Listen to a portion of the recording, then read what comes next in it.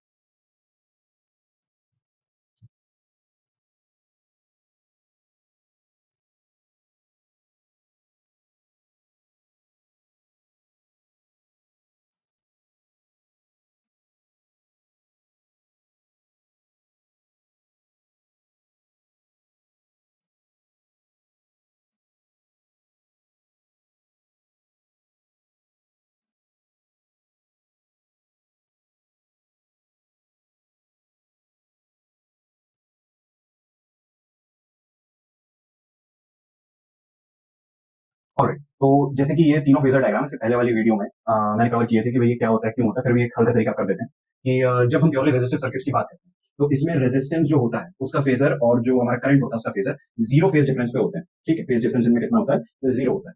और उसी के ऑपोजिट में अगर हम देखें तो प्योरली इंडक्टिव में क्या होता है? प्योरली इंडक्टिव में करंट जो होता है वो 90 डिग्री से लैग करता है। 90 डिग्री से लैग करता है। ये जो एंगल है ये 90 डिग्री है। 90 डिग्री को पाई बाय 2 भी कहते हैं। और ठीक, और लैग करता है क्यों? क्योंकि ये पूरा सिस्टम जो है एंटी क्लॉकवाइज रोटेट कर रहा होता है। ये मैं बता चुका हूँ पिछली वीडियो में, जिसमें पिछली वीडियो नहीं देखी उसका कहीं पर लिंक आ रहा होगा। और ठीक है, अब आते हैं प्योरली कैपेसिटिव। तो प्योरली कैपेसिटिव क्या बोलता है कि भाई कैपेसिटर जो होता है इसके पास खुद के स्टोर्ड चार्जेस होते हैं, तो करंट जो होता है वो बेसिकली पोटेंशियल से आगे चलता है। क्यों? क्योंकि करंट जो होता है कैपेसिटर में ऑलरेडी प्रेजेंट होता है in form of stored charges. और तो ये पाई बाय 2 से यहाँ पे माइनस पाई बाय 2 क्योंकि करंट पीछे है, और यहाँ पे प्लस पाई बाय 2। और ये प्लस और माइनस पाई बाय 2 जो है ये सिर्फ डायग्राम स्पेसिफिक वैल्यूज है। इक्वेशंस के लिए आपको पुरानी वीडियो देखनी पड़ेगी। और ठीक, अब जब हम एलसीआर की बात करते हैं तो एलसीआर में ये तीनों ही फेजर डायग्राम या ये तीनों ही कंपोनेंट्स क्या होते हैं? मर्ज होते हैं एक दूसरे में, एक ही सर्किट में सीरीज में प्रेजेंट होते हैं। बेसिकली हमको एलसीआर में पढ़ना ये है कि यदि ये तीनों ही कंपोनेंट्स, क्योंकि इंटीग्रेटेड सर्किट्स में जनरली कैपेसिटर, इंडक्टर और ये सारी चीजें फ्यूज होती है, मर्ज होती है, तो सिंगल सर्किट में। ऑलराइट, तो ये कैसे बिहेव करेंगी? और ये बेसिक टॉपिक है जिसको हमको अभी समझ लेना बहुत इंपॉर्टेंट है। क्यों? पहली चीज तो ये है कि एग्जाम पॉइंट ऑफ व्यू से बहुत इंपॉर्टेंट है। मेरे ख्याल से बोर्ड के हर साल के पेपर में एलसीआर सर्किट से क्वेश्चन आते हैं। क्यों? क्योंकि बड़ा इंपॉर्टेंट है ये। इसमें सबसे पहले हम देखेंगे phasor diagram method. Phasor diagram method किस चीज का? इन तीनों के आपसी रिलेशनशिप का। ऑलराइट,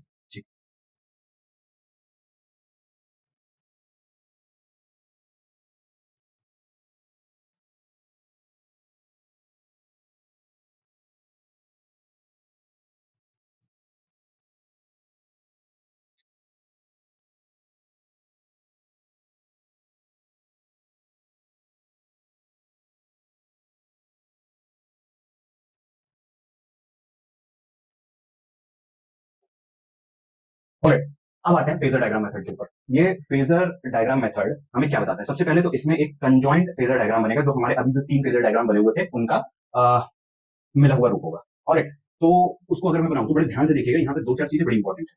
पहली चीज तो ये कि वहां पे हमने देखा था कि आई और वी के हर डायग्राम में आई और वी यानी करंट और वोल्टेज के इंडिविजुअल फेजर्स थे। ऑलराइट, यहाँ पे ऐसा नहीं होगा। यहाँ पे करंट का इंडिविजुअल फेजर होगा। करंट का क्या होगा? इंडिविजुअल फेजर होगा। अब इसकी कोई वजह, ऑब्वियस सी वजह है। करंट का इंडिविजुअल फेजर इसलिए होगा क्योंकि एक ही एसी सोर्स लगा है, यानी कि तीनों में सेम एसी वोल्टेज आ रहा है, और उसकी वजह से जो करंट आ रहा है एसी में वो भी क्या है? सेम है तीनों कंपोनेंट्स में, रेजिस्टेंस में भी, इंडक्टर में भी और कैपेसिटर में, तीनों में ही जो करंट दौड़ रहा है वो कैसा है, सेम। और हाँ ऑब्वियसली किसी में आगे है, किसी में पीछे है, किसी में साथ में है। तो अगर मैं प्योरली रेजिस्टिव की बात करता हूँ तो करंट के साथ में क्या है, रेजिस्टेंस है। यहाँ पे जो रेजिस्टर वाला पार्ट है, यानी कि अगर मैं यहाँ पे एलसीआर बनाता हूँ तो ये वाला जो पार्ट है रेजिस्टर वाला, इसमें जो है करंट लैग पे है क्या, नहीं। करंट आगे है क्या, नहीं। करंट कैसा है, साथ में। और अब इसके बाद कैपेसिटर आता है, और कैपेसिटर आता है, इसमें करंट आगे होगा, इसमें करंट आगे होगा। अब करंट आगे होगा का क्या मतलब है कि इसका जो डायग्राम हम बनाएंगे उसमें जो वीसी होगा, पोटेंशियल ऑफ अ कैपेसिटर, तो वी आर क्या है, पोटेंशियल ऑफ अ रेजिस्टर, इसके और इसके बीच में तो कोई फेज डिफरेंस नहीं। लेकिन वीसी में ऐसा नहीं होगा और वीएल में भी ऐसा नहीं होगा। वीएल क्या है, पोटेंशियल ऑफ एन इंडक्टर। और एक 90 डिग्री से आगे होगा, एक 90 डिग्री से पीछे। और ये 90 डिग्री, ये फेजर जो होते हैं ये बेसिकली वेक्टर्स होते हैं। ये बेसिकली क्या होते हैं, वेक्टर्स होते हैं। तो ये बिहेव भी वेक्टर्स की तरह करते हैं, ठीक है। हाँ बस फर्क इतना है कि वेक्टर्स इन जनरल मूव नहीं करते और फेजर्स का मतलब ये होता है रोटेटिंग वेक्टर्स। और ठीक,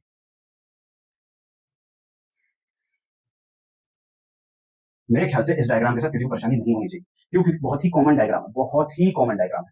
इसका मतलब ये होता है कि ये मैंने यहाँ पे थोड़ा सा उल्टा लिख दिया, वी एल वी सी। और हाँ, करंट से कैपेसिटर में करंट हमेशा आगे होना चाहिए, आगे है कितने डिग्री से, 90 डिग्री से आगे। वीएल इंडक्टर में करंट हमेशा 90 डिग्री से पीछे होना चाहिए, पीछे है। और अच्छा, अब यहाँ पे क्योंकि हम फेजर डायग्राम मेथड लगा रहे हैं और अपन को दिख रहा है कि ये वेक्टर्स हैं, तो हम ट्रायंगुलर लॉ इसमें लगा सकते हैं, ठीक है। ट्रायंगुलर लॉ क्या होती है, बेसिकली जितने एक्स्ट्रा में वेक्टर्स हैं उनको हम वेक्टोरियली ऐड करेंगे, ठीक है। और यहाँ पे अगर मैं देखूं तो वी एल और वी सी ये दोनों एक दूसरे से जस्ट ऑपोजिट है, एंटी पैरेलल है। और यदि इन दोनों को ऐड करूंगा तो मैं एक कॉमन वेक्टर इस डायरेक्शन में बना सकता हूँ, एक कॉमन वेक्टर मैं इस डायरेक्शन में बना सकता हूँ। ये हो गया मेरा आई, ये हो गया मेरा वी आर, जो कि ऑलरेडी है, इस पार्ट को मैं नहीं छेड़ रहा हूँ। और वी एल और वीसी को मैं ऐड कर दूंगा दोनों को। और मेरे ख्याल से इसमें भी कोई परेशानी नहीं होनी चाहिए, ठीक है। क्यों, क्योंकि मैंने सिंपल वेक्टर एडिशन किया। अब कई लोगों का ये कहना है कि यहाँ प्लस क्यों आया, ये दोनों तो एंटी पैरेलल थे ना। ऑब्वियसली बात है, ये दोनों एंटी पैरेलल है। इनका जो मैग्नीट्यूड लिखा जाएगा that will be V M L M minus V C M होगा। और ये एम कहां से आया, मैंने इससे पहले वाले लेक्चर में बताया था कि ये जो फेजर्स होते हैं इनकी जो लेंथ होती है वो इनका मैग्नीट्यूड होता है, ठीक है। मैग्नीट्यूड इनकी लेंथ होती है और magnitude of a vector is equals to peak value. यानी कि यदि मेरे पास एक एसी वोल्टेज है तो उस एसी वोल्टेज की जो पीक वैल्यूज होती है उसे मैं वी एम बोलूंगा। और अभी जो पीक वैल्यूज होती है ये बेसिकली वो वैल्यूज होती है जिसमें कि ऑल्टरनेटिंग वोल्टेज जो होता है वो मैक्सिमम वैल्यू अटेन करता है। ऑलराइट, अब क्योंकि यहाँ पे रेजिस्टेंस है, कैपेसिटर है और इंडक्टर है, ये तीनों ही अलग अलग पीक वैल्यूज पे काम करेंगे। क्यों, क्या तीनों में गिवन वोल्टेज अलग अलग है, नहीं। क्या तीनों का गिवन वोल्टेज के साथ डील करने का तरीका अलग अलग है, हाँ। ऑलराइट, अच्छा, ये मैक्सिमम वैल्यू जो होती है वो होती है वी आर एम, यानी कि मैक्सिमम या peak voltage value of resistance, ठीक है। जिसका फॉर्मूला क्या होगा, अगर मैं लिखना चाहूं तो ये होता है जैसे कि वी आर, ये जो पीक वैल्यू होती है इसका अगर मैं वैल्यू निकालना चाहूं that will be V R M multiplied by I, ठीक है। वी एल इंडक्टर का पीक पीक वैल्यू कितनी होगी, पीक वैल्यू होगी V L M multiplied by I. I वो करंट जो इन लोगों को मिल रहा है, ऑब्वियसली फेज डिफरेंस पे होगा, पहले वाले में तो नहीं होगा लेकिन दूसरे और तीसरे वाले यानी कंडक्टर और इंडक्टर के केस में तो होगा। और ठीक, अब V C is equal to V C M multiplied by, ये तीनों इक्वेशन बड़ी इंपॉर्टेंट है और एलसीआर के फेजर डायग्राम मेथड को समझने में बहुत काम आएगी, ठीक है। चलो, अब यहाँ पे मैंने बता भी दिया था कि भाई ये वी एल प्लस वीसी जो लिखा हुआ है, ये वी एल प्लस वीसी ये सिर्फ वेक्टर रिप्रेजेंटेशन है। अगर मैं इसके मैग्नीट्यूड को डालूंगा तो यहाँ पे नेगेटिव साइन आएगा, ऑब्वियसली आएगा। क्यों, क्योंकि हमने एक वेक्टर को उल्टा किया है, ठीक बात है। अब आगे बढ़ते हैं और इसको अब डिराइव करते हैं कि कैसे होगा। कि ऑब्वियसली यहाँ पे 3-4 वेक्टर्स गिवन है, ये वाला इसका अगर ये फर्स्ट फॉर्म है तो इसी का सेकंड फॉर्म ये वाला डायग्राम है। और ये वाला जो डायग्राम है इसमें हमको समझ में आ रहा है कि पाइथागोरस थ्योरम लग जाएगा, क्योंकि ये जो वी आर है और वी एल प्लस वीसी ये दोनों ही वेक्टर्स जो है ये 90 डिग्री पे है एक दूसरे से। और जो भी चीज 90 डिग्री पे रहती है वेक्टर्स के केस में हम उसमें क्या लगा देते हैं, हम लगा देते हैं पाइथागोरस थ्योरम। और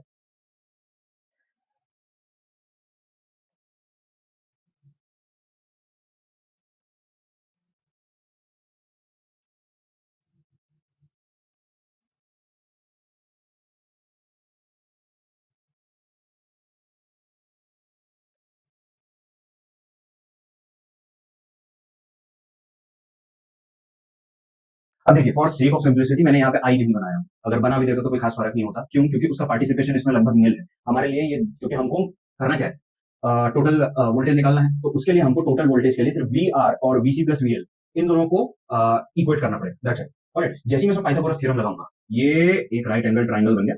ऑलराइट, और ये जो वी आर है ये हमारा हो जाएगा परपेंडिकुलर और ये जो VC प्लस VL है ये क्या हो जाएगा हमारा बेस हो जाएगा।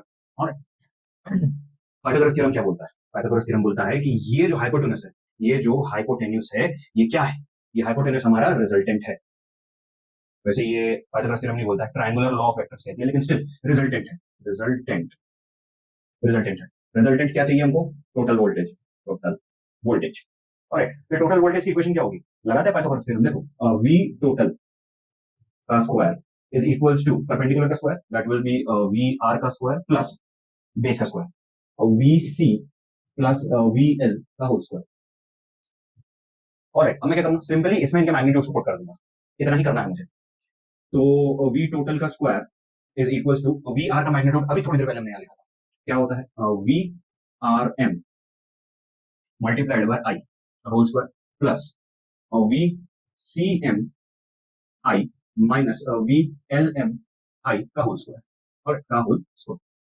सिंपल है, ठीक है। ये माइनस कहां से आया? क्यों? क्योंकि ये सी वाला जो पोर्शन है, कैपेसिटर का जो वेक्टर था उसको हमने उल्टा किया था, राइट। और अगर हम किसी भी वेक्टर के डायरेक्शन को उल्टा करते तो नेगेटिव साइन गेन करता है। यहाँ नेगेटिव लगता है, यहाँ पॉजिटिव आता, माइनस प्लस माइनस हो जाता है। ठीक है, ये बात है। अब आगे बढ़ते हैं। जैसे हम इसमें आगे बढ़ेंगे तो हमको क्या करना है? हमको बेसिकली दो चीजें देखनी है। पहली कि हमको इसमें कितना मैथमेटिक्स लगाना है, क्योंकि बायो वाले भी देखेंगे और मैथ्स वाले भी देखेंगे। तो दोनों के लिए एक इजी तरीका मैं यहाँ पे कुछ करने की कोशिश करता हूँ, ऐसा कि सबको समझ में आ जाए। ऑलराइट, तो वाली क्वेश्चन को इधर पे लिख लेते हैं। वी टी आई, सॉरी मैं लिखना मुझे, ठीक, आई का whole square equals to V R M multiplied by I का whole square plus V C M I minus V L M I का होल स्क्वायर। कई लोग यहाँ पे आई लेते नहीं है क्योंकि कैंसिल आउट हो जाता है पूरे में, तो अगर कैंसिल आउट वैसे भी नेक्स्ट स्टेप अपन कैंसिल आउट कर लेंगे तो it's not a big deal. V T का square is equals to V R M whole square plus V C M minus V L M का होल स्क्वायर। अब ये वी आर एम किसके बराबर होता है? Potential is equals to current I M multiplied by resistance. क्यों? क्योंकि resistive resistive circuit का कंपोनेंट है ये, उस एलसीआर में रेजिस्टिव का कंपोनेंट है। फिर उसके बाद क्या आएगा? वीसीएम कैपेसिटर है ये, that will be I M X C, और फिर आएगा इंडक्टिव का पार्ट, तो ये इंडक्टिव का minus I M X L, और इसका हो जाएगा कि होल स्क्वायर। ठीक है, यहाँ पे बीच में पॉजिटिव ये प्लस का साइन बना हुआ है, ठीक है। तो हमको ये वाली इक्वेशन जो है ना इसको सॉल्व करना है। ये क्या हो जाएगी? वी टोटल का square is equals to I M R का स्क्वायर प्लस वी ना, इसका हमने ये वाला फॉर्म लिखना है, I M X C minus I M X L का होल स्क्वायर। और ये हम निकाल क्या रहे हैं? हम निकाल रहे हैं टोटल पोटेंशियल, कि एलसीआर सर्किट में टोटल पोटेंशियल कितना है। ठीक बात। ऑलराइट, तो हमारा जो टोटल वोल्टेज जो हमको निकालना था वो लगभग निकल गया है। दैट विल बी वीटी का square is equals to I M, यहाँ से कॉमन निकाल दो, that will be I M का स्क्वायर, अंदर क्या क्या बचा? R square plus capacitance. हाँ, ये दो वैल्यूज हमने पिछले इसमें भी पढ़ी थी कि क्या होती है। ये जो एक्स जैसा सिंबल है नीचे सी के साथ, और ये जो एक्स जैसा सिंबल है नीचे एल के साथ, इसे कहा जाता है, यहाँ पे इंडक्टर का केस है ये, तो इसे इंडक्टिव रिएक्टेंस कहा जाता है। मैं एक बार और लिख दे रहा हूँ, इसे इंडक्टिव रिएक्टेंस कहा जाता है, और इसे कहा जाता है capacitive reactance. Capacitive reactance. Alright, ठीक है, R square plus capacitive reactance bracket में रहेगा माइनस साइन के साथ, कैपेसिटिव इंडक्टिव रिएक्टेंस के साथ। Alright, whole square. ठीक है, अब यदि मैं यहां से ये स्क्वायर हटा दूं, अगर मैं इसको यहां से ये स्क्वायर हटा दूं, या इस पूरी इक्वेशन में से स्क्वायर हटा दूं, तो मेरे पास क्या आएगा? तो मेरे पास में आएगा, यहाँ पे ये दो स्क्वायर कैंसिल हो गए और ये पूरा किसमें चला जाएगा? अंडर रूट में। ठीक है, यहाँ से स्क्वायर को मैंने इधर ट्रांसफर कर दिया, आई एम ऑलरेडी स्क्वायर में था, वो बाहर आ जाएगा। ठीक है, और बाकी पूरा कुछ अंडर। तो ये जो वैल्यू मिली है ये क्या है?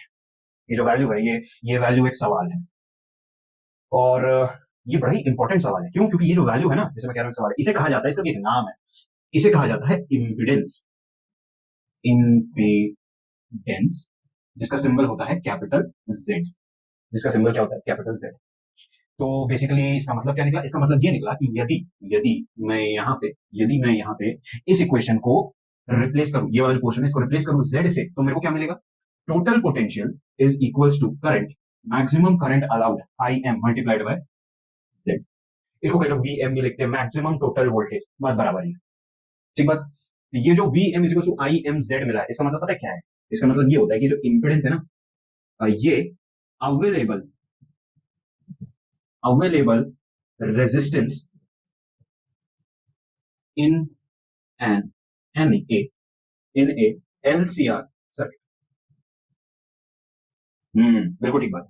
यानी कि ये जो इंपेडेंस है ये किसकी तरह बिहेव करता है, जो भी उस एलसीआर सर्किट में रेजिस्टेंस का काउंटर पार्ट बचा है, या वो एल सी और आर तीनों मिलके जो रेजिस्टेंस क्रिएट करना है करंट के लिए, वो कौन सा है, इंपेडेंस है। यही सेम चीज तो हमने इसके पहले वाली वीडियो में पढ़ी थी इन दो क्वांटिटीज के लिए, कैपेसिटिव रिएक्टेंस और इंडक्टिव रिएक्टेंस।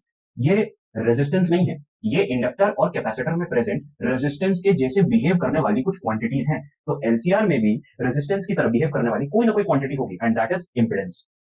ऑलराइट, तो इसी के साथ हमारा फेजर डायग्राम मेथड क्या बोलता है भाई, हमारा फेजर डायग्राम मेथड बोलता है कि हाँ, एलसीआर भी एक नॉर्मल एसी वोल्टेज के साथ काम कर सकता है। कंडीशन क्या होगी कि उसमें जो रेजिस्टेंस का काउंटर पार्ट होगा वो क्या होगा, जेड होगा, जेड यानी इंपेडेंस, और यदि इंपेडेंस उसका काउंटर पार्ट है तो मैक्सिमम वोल्टेज में मैक्सिमम करंट मिलेगा, दैट्स इट। ठीक है। हाँ, अभी इसमें फेज एंगल क्या होगा और फेज कैसे बिहेव करेगा, मतलब करंट कब आगे होगा, कब पीछे होगा, कब साथ में होगा, वैसे तो बेसिक है, बहुत सिंपल है कि जब रेजिस्टेंस से पास हो रही होगी तो करंट और वोल्टेज में कोई फेज डिफरेंस नहीं होगा। कैपेसिटर के केस में करंट हल्का सा आगे हो जाएगा और इंडक्टर के केस में हल्का सा पीछे हो जाएगा, हल्का मतलब 90 डिग्री से। ऑलराइट, ठीक, अब आगे बढ़ते हैं और समझते हैं कि फेज एंगल का इसमें क्या होता है और फेज एंगल होता क्या है।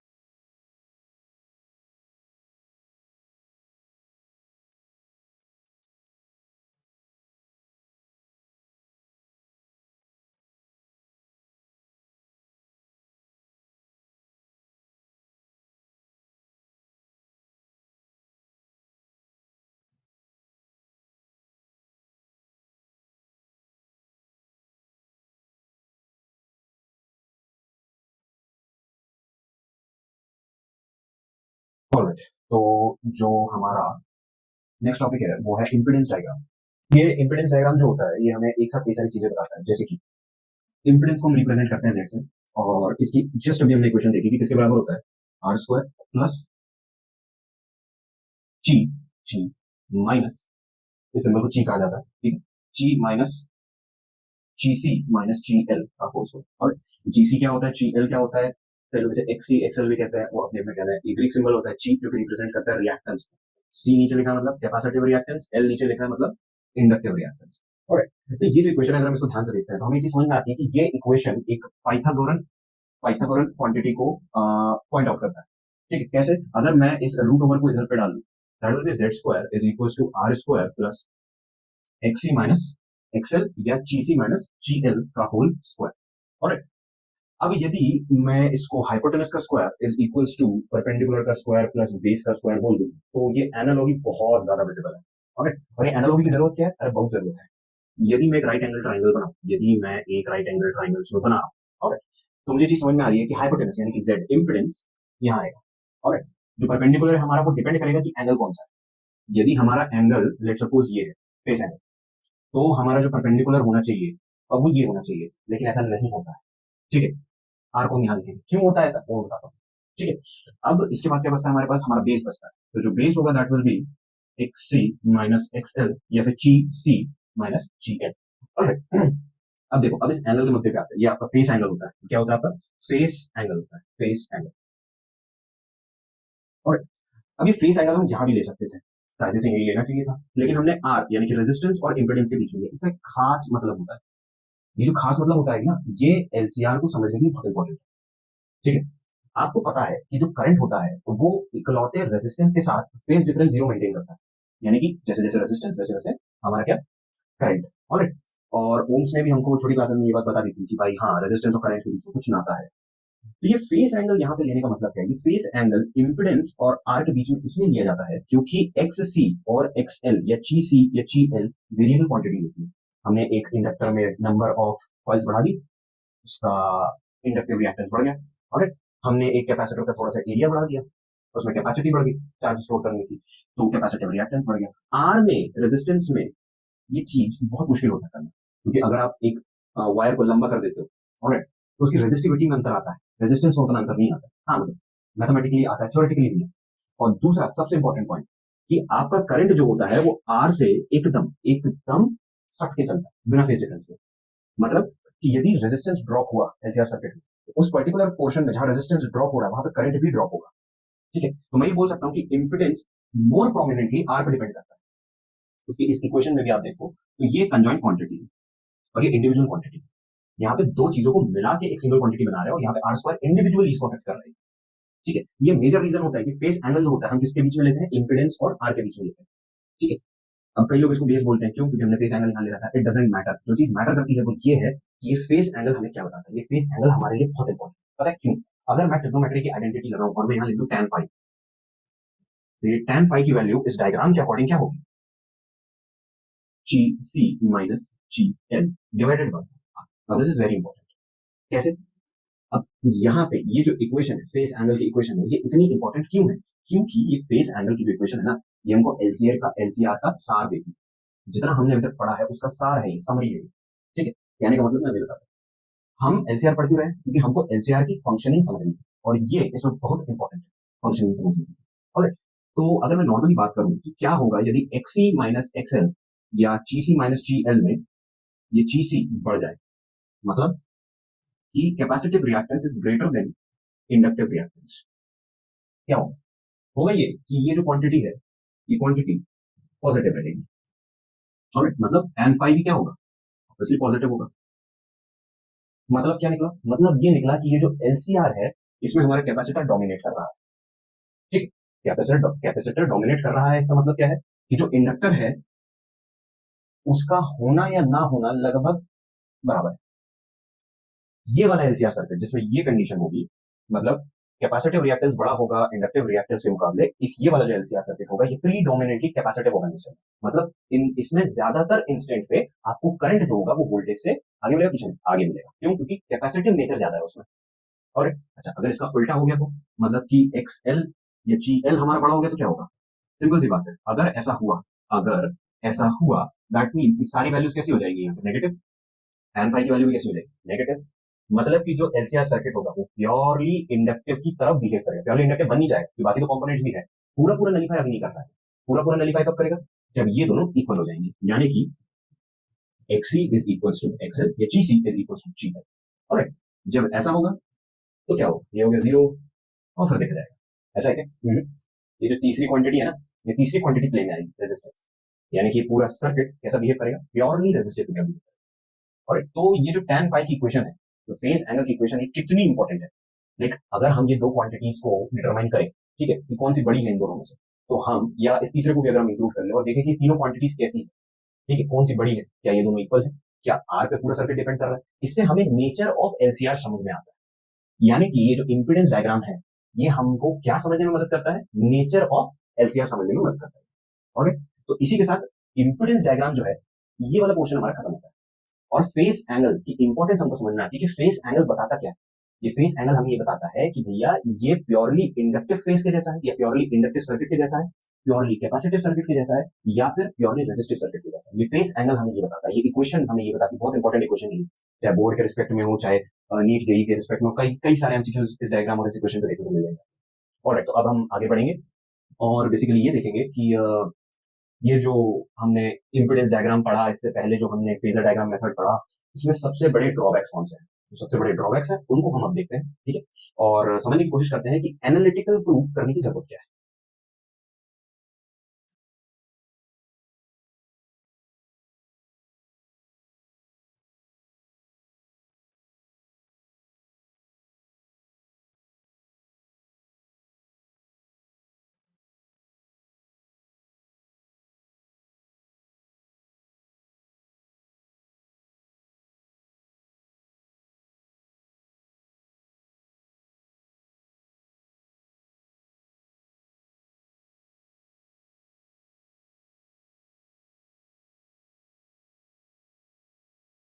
ठीक है, अब हमारा नेक्स्ट टॉपिक जो है वो है एनालिटिकल प्रूफ। इसकी जरूरत क्यों पड़ी? हमें फेजर डायग्राम में कुछ कमियां दिखी क्या? एक्चुअली दिखी दो मेजर कमियां। मुझे नहीं, बेसिकली जो जिन लोगों ने एसी में अपनी पीएचडी कर रखी है उनको दिखी कि भाई यहाँ दो प्रॉब्लम है। उसमें कौन सी है वो दो प्रॉब्लम? पहली प्रॉब्लम कि हमने जब फेजर डायग्राम मेथड और इम्पीडेंस डायग्राम ये सब की बात करी, तो हम दो चीज भूल गए। पहला कि हमने स्टेडी स्टेट सोल्यूशन को स्टडी किया है। पहला क्या है कि हमने स्टेडी स्टेट सोल्यूशन को स्टडी किया है। अब इसका मतलब क्या होता है? इसका मतलब होता है कि हमने उसकी इनिशियल और फाइनल पॉइंट्स की बात ना करते हुए उस प्रोसेस में, एलसीआर में जो करंट और वोल्टेज दौड़ रहा है उस प्रोसेस में पूरा, जब स्टार्ट किया हमने सर्किट को, जब बंद किया उस सर्किट को, इस दौरान किसी भी एक आर्बिट्री पॉइंट को उठाया और उसके ऊपर स्टडी कर दी। कोई भी arbitrary point, let suppose T1, इसको उठाया, इस पर स्टडी कर दी। ऐसी स्टडी को स्टेडी स्टेट सोल्यूशन या स्टेडी स्टेट स्टडी कही जाती है। ठीक है, और ये बड़ा ही कॉमन कंसेप्ट होता है क्योंकि फिजिक्स मैथ से थोड़ा अलग होता है। और फिजिक्स में कई ऐसी क्वांटिटीज होती है जो कि स्टेट पे या टाइम पे डिपेंड करती है। कई कभी कभी एलसीआर सर्किट में ऐसा भी होता है कि मान लीजिए हमने एसी वोल्टेज को हटा दिया, स्टिल क्योंकि उसमें कैपेसिटर लगा हुआ है तो उससे क्या होगा कि उसमें करंट दौड़ेगा, थोड़ा बहुत थोड़े टाइम के लिए लेकिन दौड़ेगा। और ऐसा होता है। इसीलिए इसीलिए स्टेटी स्टेट सोल्यूशन के अलावा भी हमें एक जनरल स्टडी करनी पड़ती है। जनरल इक्वेशन आप लोगों से होंगे, जनरल इक्वेशन ऐसी इक्वेशन जो हर जगह अप्लाई हो जाए। ऑलराइट, तो पहले ड्रॉबैक ये था कि हमने स्टेडी स्टेट सोल्यूशन को क्या किया, स्टडी किया। और दूसरा जो कि मैंने अभी बता ही दिया वो है कि हमने इनिशियल कंडीशन को स्टडी नहीं किया। इनिशियल कंडीशन का जिक्र ही नहीं हुआ। ऑलराइट, और इनिशियल कंडीशन का यदि जिक्र होता और एक जनरलाइज्ड फॉर्म आता तो हमें जो इक्वेशन मिलती वो जनरलाइज्ड इक्वेशन मिलती। और जनरलाइज इक्वेशन का मतलब कि आप इनिशियल से लेकर फाइनल जब हम एनसीआर बंद कर रहे हैं तब तक किसी भी एक इंस्टेंट को उसको लगाते हैं, ना कि बीच में किसी इंस्टेंट को लगाए। ऑलराइट, तो इन्हीं दो मेजर ड्रॉबैक्स की वजह से, इन्हीं दो मेजर ड्रॉबैक्स की वजह से हमको क्या करना है, अब एनालिटिकल प्रूफ पढ़ना है जो कि बेसिकली एक मैथमेटिकल वर्जन है फेजर डायग्राम वाले मेथड का। क्या कुछ नई क्वेश्चन आएंगी? नहीं। क्या तरीका अलग है? हाँ। ऑलराइट, जब हम अलग प्रोसीजर फॉलो करते हैं ना तो बीच में हमको अलग अलग डिफरेंट सॉर्ट ऑफ इक्वेशंस मिलते हैं जिनका इस्तेमाल हम इनिशियल और फाइनल कंडीशन को लगाने के लिए कर सकते हैं। क्या हमको वो लगाना है अभी? नहीं, सिर्फ पढ़ना है हमको। ऑलराइट, तो ठीक है, आगे बढ़ते हैं और एनालिटिकल प्रूफ चालू करते हैं। ठीक है,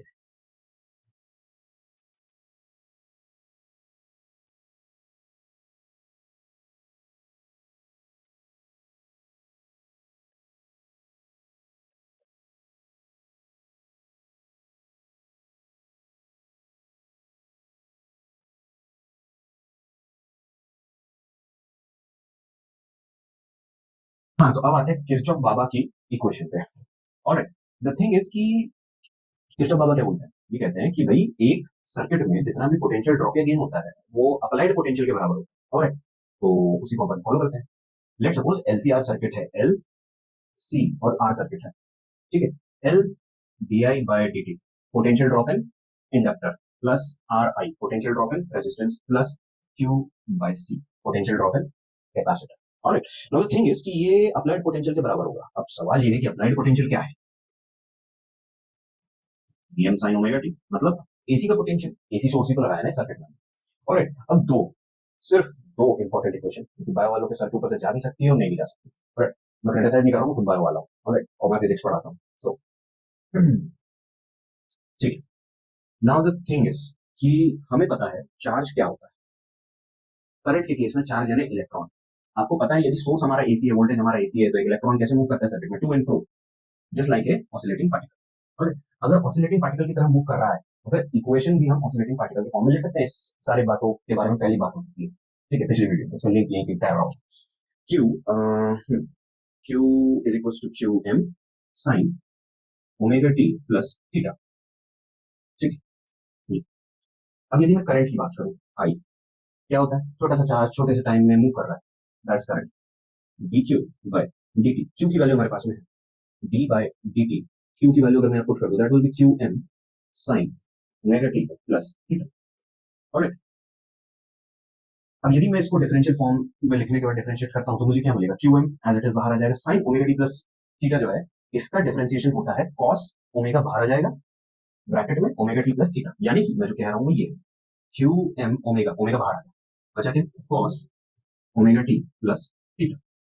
और अच्छा, यदि मैं rate of change of current के बारे में बात करूं, D I by D T, D I by D T क्या होता है? Rate of change of current. छोटा सा करंट छोटे टाइम में क्या कर रहा है? चेंज हो रहा है। ठीक बात, ये ट्रैवल कर रहा है, ट्रैवल करेगा, चेंज होगा। ऑलराइट, तो क्या हो जाएगा? Rate of change of current is equals to D by D T. ये आई की वैल्यू यहाँ पे निकाल चुका मैं। ठीक है, ये क्या हो जाएगा? Q M, M M subscript में, ऑलराइट, कॉस ओमेगा लिख दिया यहाँ पर, रुक जाओ ओमेगा लिखूंगा मैं, omega cos omega T plus theta.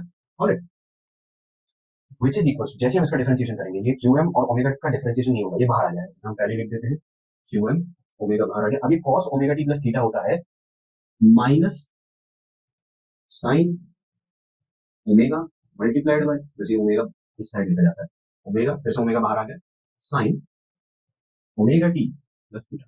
और अब ये ओमेगा ओमेगा क्या हो जाएगा? Minus Q M omega square sine omega T plus theta. Plus थोड़ा छोटा बना लेते हैं ताकि टी से अलग लगे। ये किसकी वैल्यू आ गई? ये किसकी वेव इक्वेशन आ गई? Current change. अच्छा, ये हमने निकाला क्यों? क्योंकि पाजी अगर आप ऊपर ध्यान दोगे तो हमारे पास D I by D T I है, क्यू है, ये तीनों की हमने क्या निकाली? वेव इक्वेशन निकाली। वेव इक्वेशन क्यों निकाली? क्या जरूरत थी? ऐसी सॉल्व नहीं हो सकता था क्या? हो जाता सॉल्व वैसे भी। लेकिन इसमें एक मेजर प्रॉब्लम थी। मेजर प्रॉब्लम ये थी कि अगर हमको जनरलाइज्ड फॉर्मूला निकालना है तो हमें जनरलाइज सिचुएशन लेनी पड़ेगी, यानी हमें इनके मोशन को through out the time span study करना है। और वो कब होगा? जब हम इनके इंडिविजुअल मोशन को स्टडी करेंगे। इंडिविजुअल मोशन यानी हर किसी भी इंस्टेंट पे नहीं, हर इंस्टेंट पे अगर स्टडी करना है तो भैया वेव इक्वेशन का फॉर्म में लाना तो बहुत जरूरी है। ठीक है, इसीलिए हम लेके आ गए। अब इन तीनों इक्वेशंस को हम इनमें पुट करेंगे। जैसे ही पुट करेंगे, सॉल्व करेंगे, आंसर आ जाएगा। और दो चार बड़ी इंटरेस्टिंग चीजें भी निकलेंगी इसमें से। ठीक है, हाँ, तो ध्यान देते रहो।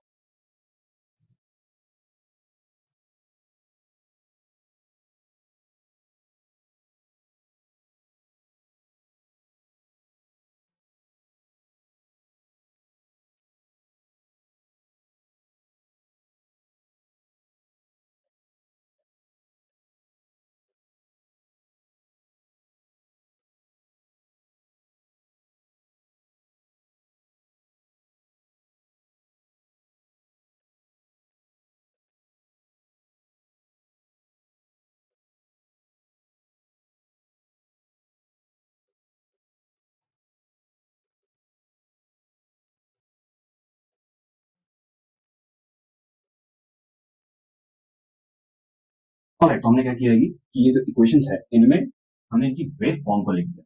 और इस इक्वेशन में हमने rate of change of current, current और चार्ज, ये तीनों को क्या किया? वेव फॉर्म में लिख दिया। ये बाकी की तीन क्वांटिटीज में छोड़ दी क्योंकि ये चेंज नहीं होंगी।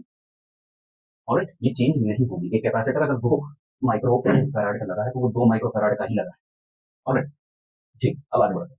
अब जब हम इसको सॉल्व करेंगे तो will get L multiplied by minus Q M omega square sine omega T plus, ठीक, और plus resistance multiplied by current की equation Q M omega cos omega T plus theta, और प्लस कैपेसिटर की equation that will be Q M sine omega T plus theta upon C. तो दो चीजें करनी है। पहली चीज, जो जो कांस्टेंट है बाहर फेंक दो सबको। जैसे हम उसको बाहर फेंकेंगे we will get Q M बाहर आ गया है, तीनों में क्यू एम प्रेजेंट है। ओमेगा, ओमेगा बाहर आ सकता है, एक ओमेगा यहाँ है, एक ओमेगा यहाँ, तो खैर ओमेगा स्क्वायर है लेकिन हम एक ही ओमेगा को निकालें। क्यों? क्योंकि बाकी दो में दो दो ओमेगा नहीं है।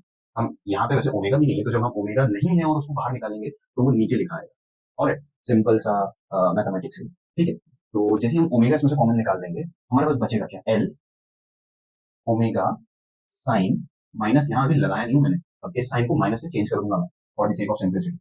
L omega sine omega T plus theta, और माइनस आर, क्यू एम तो है ही नहीं, बाहर चला गया, ओमेगा ही नहीं, बाहर चला गया, क्या बच रहा है? Cos omega T plus theta. पता है यहाँ पे प्लस साइन ही रहने दो, माइनस ही रहने दो, रीअरेंजमेंट करेंगे इसका आराम से। ठीक, प्लस क्यू एम, अच्छा वो तो बाहर चला गया, सॉरी मैं भूल गया, क्यू एम बाहर हो चुका है। ओमेगा यहाँ था ही नहीं, उसको बाहर निकाला मतलब नीचे आएगा। ओमेगा सी, ऊपर क्या बचा? Sign omega T plus theta. कई लोग सोच रहे होंगे ब्रैकेट के अंदर भी तो था ओमेगा, अच्छा ऐसा कैसे निकाल देंगे? एंगल ना चेंज हो जाएगा, साइन का करेगा तो। ठीक है, और ये क्वेश्चन पता है क्या करूंगा मैं? रीअरेंजमेंट करूंगा मैं इसका। कैसे? ये जो sign omega T plus theta यहाँ लिखा हुआ है ना, ये सेम है इसके जैसा, तो ये इन दोनों में कॉमन आ सकता है, तो मैं इसको उठा के उस साइड ले जाऊंगा, आर को इसकी जगह के साथ दूंगा। और तो इक्वेशन मेरी कैसे बनेगी अभी देखते हैं।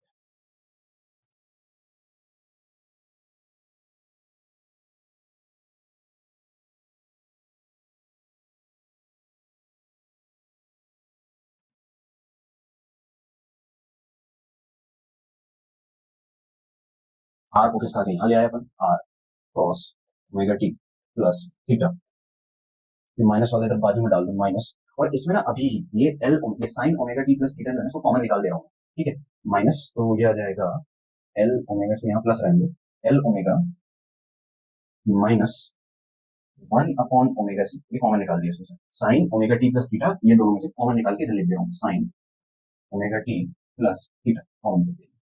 ठीक है, ब्रैकेट क्लोज हो गया। अब L omega one upon omega C क्या होता है, ये मैंने पिछली वीडियो में बताया। ये होता है आपका जी एल, ये होता है आपका जी सी। और दिस इज वेरी इंटरेस्टिंग, क्यों? क्योंकि अब हमारे पास दो चार वैल्यूज आ गई। ठीक, जैसे ही मैं इस इक्वेशन को पूरा लिखता हूँ यहाँ पे, मेरे पास अब आ जाएगा Q M omega R cos omega T plus theta plus bracket में आएगा एक्स, ये एल है, यहाँ सी लिखा हुआ है, मैंने अभी थोड़ी देर पहले बताया था कि ये लिखने लिखने का फेर है। ठीक है, मैं इसको आगे रख के इसको पीछे भी कर सकता था, तो मैं इसको ऐसे लिखने की जगह उल्टा भी लिख सकता हूँ, नो ऑफेंस। क्यों? क्योंकि इनकी वैल्यूज हम डिसाइड करते हैं एलसीआर सर्किट बनाते समय। ठीक है, लेकिन मैं आपको ये बोलूंगा कि सी को आगे रखिए। ठीक है, यहाँ पे भी ध्यान रखना कि मैंने इधर लिख दिया, उस साइड लिख दीजिए, no no issue. XC minus XL sine omega T plus theta. और ये क्वेश्चन है। अब इसके बाद हमको क्या करना है, बड़ा इंटरेस्टिंग और समझने वाली बात है। पता है क्यों? कि आपको इस इक्वेशन में कहीं इंपेडेंस दिख रही है? की बात है, अगर नहीं दिख रही है तो, क्योंकि मुझे भी नहीं दिख रही है, लेकिन वो है। मुझे पता नहीं है कि वो है, लेकिन वो है। ठीक है, वो है आर एक्सी एक्सएल या जीसी जीएल के फॉर्म में है। ठीक है, कभी कभी जो नहीं दिखता वो भी होता है। अगर रात में कोई ये वीडियो देख रहा है तो भगवान आपकी मदद करे। स्टिल चलो। हाँ, तो यहाँ पे इम्पिडेंस है, दिख नहीं रहा है। ऑब्वियसली अगर आर है, एक्सी है, एक्सएल है, एलसीआर सर्किट है, तो इम्पिडेंस का होना लाजमी है। ठीक है, लेकिन मैथमेटिकली यहाँ नहीं है। तो जब कोई चीज मैथमेटिकली नहीं होती, हमको ऐड करना पड़ता, तो हम क्या करते हैं? Multiply by Z divided by Z, ये करते हैं ना। कर दिया हमने, इसको क्या मिला? जेड क्यू एम ओमेगा, ये मल्टीप्लाई हो गया, डिवाइड हम अंदर कर देंगे, R by Z cos omega T plus theta, और प्लस एक्सी माइनस एक्सएल या GC minus GL divided by Z sine omega T plus. अब इस इक्वेशन को इस फॉर्म में लिखने का तात्पर्य क्या था भैया? बहुत जरूरी तात्पर्य है इसमें। ये जो हमने आर बाय जेड और एक्स सी माइनस एक्सएल या सी माइनस जीएल अपॉन जेड जो लिखा है ना, ये बड़ी इंपॉर्टेंट क्वांटिटीज है। पता है क्यों? क्योंकि इसकी वैल्यू होगी कॉस फाई के बराबर, और इसकी वैल्यू होगी साइन फाई के बराबर। अब आप बोलोगे कि ये क्या है, ये कहाँ से आ गया? ये पता कहाँ से आया? इम्पिडेंस डायग्राम से आया।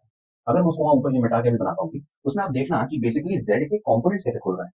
अगर मैं डायग्राम यूं करके बना दूं, ठीक है, यूं करके अगर मैं बना दूं, ये मैंने लिख दिया जेड, ये हो गया आर, ये हो गया फाई, और अगर ये हो गया है एक्सी माइनस एक्सएल। यदि इसको ऊपर ले गया मैं एक्सी माइनस एक्सएल को, तो जेड को अगर मैं ओपन करूंगा, तो ये जो एक्सी माइनस एक्सएल है, ये जो एक्सी माइनस एक्सएल है, ये किसके बराबर है? जेड साइन थीटा के, या साइन फाई के, क्योंकि फाई लिखा हुआ है। और आर किसके बराबर है? कॉस फाई के। जिसको नहीं समझ में आ रहा उसके लिए नीचे एक सिंप्लीफाइड डायग्राम बना दे रहा हूँ उसमें। मेरे कहने का ये मतलब है कि ये हो गया मेरा एक्सी माइनस एक्सएल, ये हो गया मेरा जेड, और ये हो गया मेरा क्या?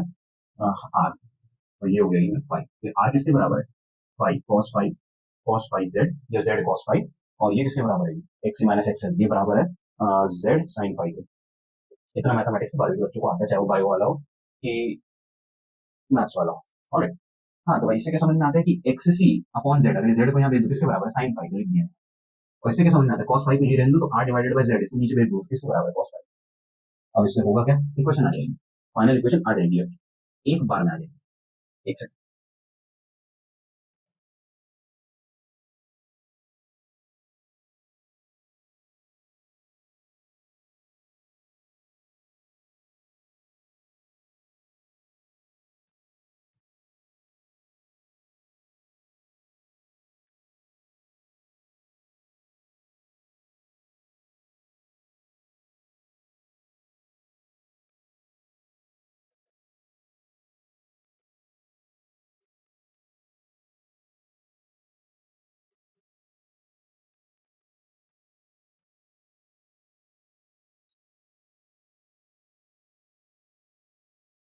ऑलराइट, तो इस इक्वेशन से हमें क्या समझ में आ रहा है? इस इक्वेशन से हमें ये समझ में आ रहा है कि वाला पोर्शन जो है ये cos फाइव का है, ये वाला जो पोर्शन है वो sin फाइव या sin के किसी भी एक एंगल का पोर्शन। ऑलराइट, इसमें यदि मैं एक सिंपल मैथमेटिकल आइडेंटिटी लगाता हूं, तो जो मेरे को एस्टाउंडिंग रिजल्ट मिलता है वो दिखने लगेगा। ऑलराइट, वो ये कहता है कि z क्यू एम ओमेगा, यहाँ पे क्या आएगा? cos, इसको सॉल्व करने के बाद जो आएगा वो बता दो, cos omega T plus theta minus. This is very interesting. ठीक है, इससे हमें दो चीजें समझ में आई। ठीक है, कि थीटा और फाई, ये दोनों ही एंगल बड़े इंपॉर्टेंट है। फाई हमारा फेस एंगल होता है, थीटा जो है ये हमारा फेस डिफरेंस है, पाथ डिफरेंस है। ठीक है, पाथ डिफरेंस में इसको कहना तो नहीं चाहूंगा, लेकिन हाँ, फेस डिफरेंस हम फिर भी कह सकते हैं। ये हमारा फेस एंगल है, ये भी हमारा फेस एंगल है, लेकिन एक वेव मोशन को बिलोंग करता है और दूसरा किसको बिलोंग करता है? हमारे एलसीआर सर्किट। इस पे हम किसी और लेक्चर में चर्चा करेंगे, जब मैं 11th क्लास का वेव चैप्टर पढ़ाऊंगा, तब मैं स्पेसिफिकली बात करूंगा कि phase angle, phase difference, path angle, path difference का क्या मतलब होता है। ऑलराइट, इस इक्वेशन को जब हम आगे सॉल्व करेंगे तो हमको दो चीजें देखने को मिलेंगी, दोनों ही चीजें बड़ी इंटरेस्टिंग है।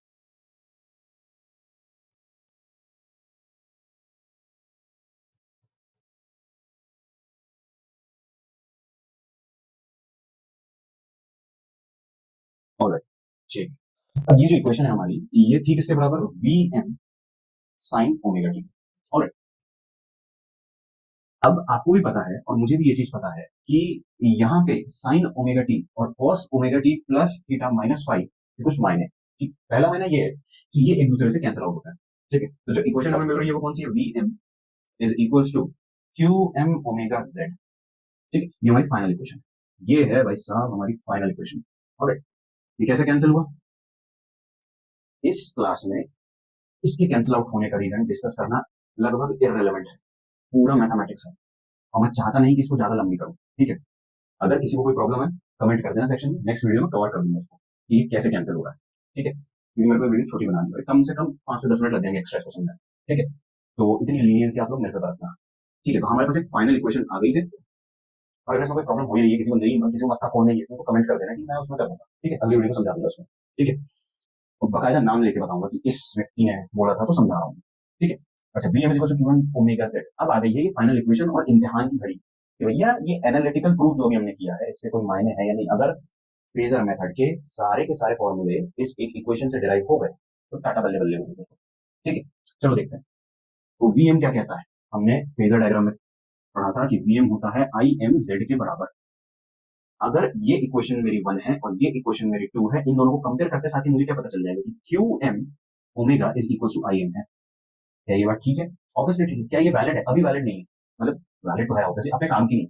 अब जब मैं इसको ऐसे लिखता हूं कि I M is equal to Q M omega, तो हमें क्या समझ में आता है, हमें ये समझ में आता है कि I M Q M omega के बराबर है। और क्यू एम की वैल्यू क्या थी, क्यू एम की वैल्यू हमने क्या निकाली थी, अगर मुझे सही सही याद है तो मैं ये बोल सकता हूँ कि हमारा ये जो आई एम है, ये जो आई है, या आई एम आई बोलना चाहूंगा मैं, ये आई की वैल्यू क्या है, आई की वैल्यू हमने निकाली थी शुरुआत में student, that will be Q M omega cos omega T plus theta, ये थी।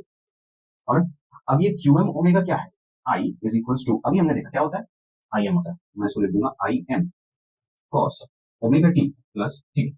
और क्या ये हमारी एलसीआर के फेजर मेथड की इक्वेशन है, नहीं है। इसकी वजह है कि यहाँ पे थीटा नहीं था साहब उसमें, और यहाँ पे कॉस भी नहीं था, यहाँ पे क्या था, sign omega T plus five. क्या हम इसको उस फॉर्म में कन्वर्ट कर सकते हैं, ऑब्वियसली कर सकते हैं, अभी करते हैं। ठीक है, तो ये हमारी फाइनल इक्वेशन नहीं है, ये सेकंड लास्ट इक्वेशन। इससे हम सीधा आई की वो वाली इक्वेशन निकाल सकते हैं जो हमने फेजर डायग्राम में निकाली, या फेजर डायग्राम सोल्यूशन में। ऑलराइट, देखते हैं कैसे।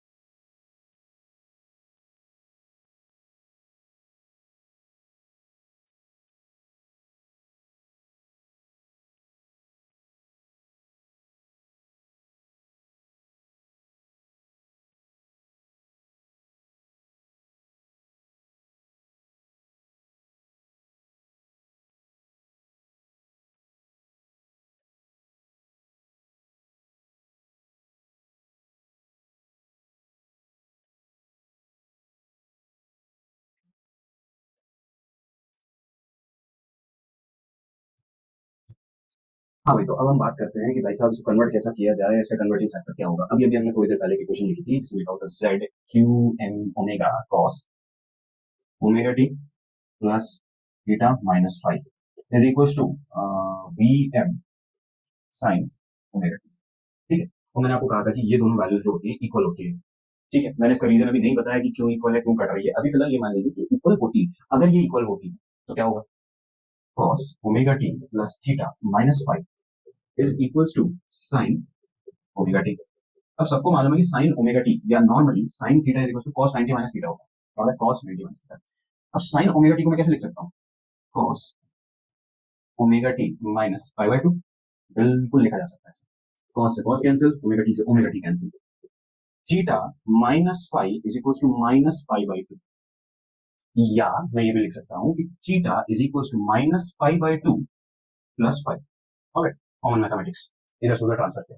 अब ये थीटा को अगर मैं इस वाली आई की इक्वेशन को जो हमको वहां मिली उसमें रिप्लेस कर दूंगा, मस्त जादू होगा।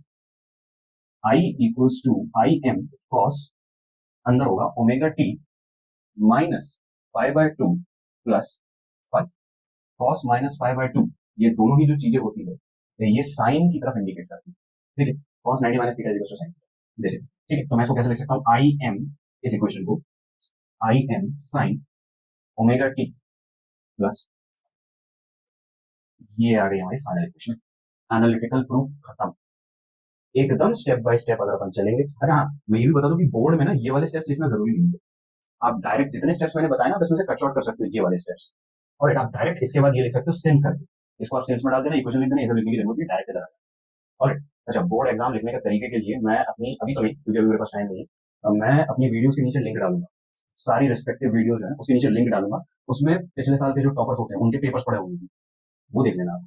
वो मैं अटैच कर दूंगा इन वीडियोस में भी, जो रिस्पेक्टिव क्वेश्चन आएंगे उसके अकॉर्डिंग कि कैसे लिखना है, ठीक है। फिलहाल वो काम हो नहीं पाएगा क्योंकि रात के 3 बजे हैं, और प्रॉब्लम है भाई बहुत सारी, तो अभी मैं करूंगा सब धीरे धीरे।